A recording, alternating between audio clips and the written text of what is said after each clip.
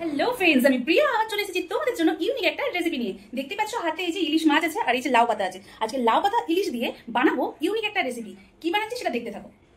লাউ পাতা ইলিশ ভাবার জন্য আমার উপকরণ দেখাচ্ছি কি কি লাগছে। এই যে এখানে আছে লাউ পাতা, লাউ পাতাকে এইভাবে সুন্দর করে কুচি কুচি করে নিয়েছি। আর এখানে আছে এই যে ইলিশ মাছ, ইলিশ মাছটা এইভাবে আমি পিস পিস করে কেটে নিয়েছি। আর এখানে আছে সর্ষে আর পোস্ত পেস্ট, মানে বেটে নিয়েছি এটা আমি সর্ষে আর পোস্ত।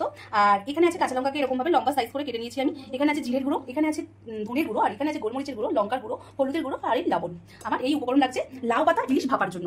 লঙ্কা ঢেলে নিলাম, এবার নিলাম জিরের গুঁড়ো 1 চামচ, এখানে নিয়ে নেবো ধনের গুঁড়ো 1 চামচ, এখানে হাফ চামচ গোলমরিচের গুঁড়ো, এখানে লবণ নিয়ে নেবো 1 চামচ আর হাফ চামচ, 1.5 চামচ দিলাম।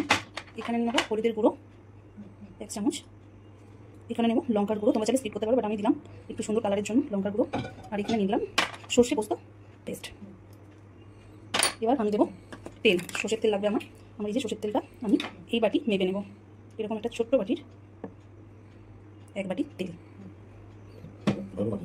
এবার আমি সুন্দর করে এটা মাখিয়ে নেবো। আমার এটা মাখানো হয়ে গেছে পুরোটা। এবার আমি মাছগুলো একটা করে এর সঙ্গে মাখিয়ে নেবো।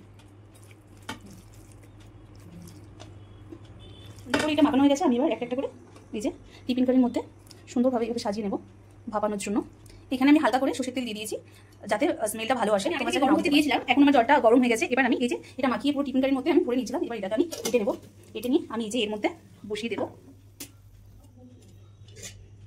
এটা এবার আস্তে আস্তে ভাপা হতে থাক।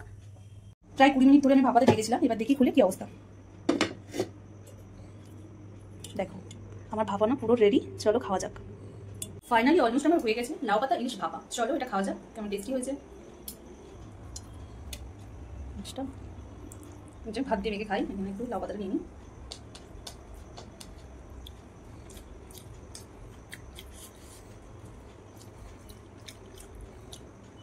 অসাধারণ একটা টেস্ট।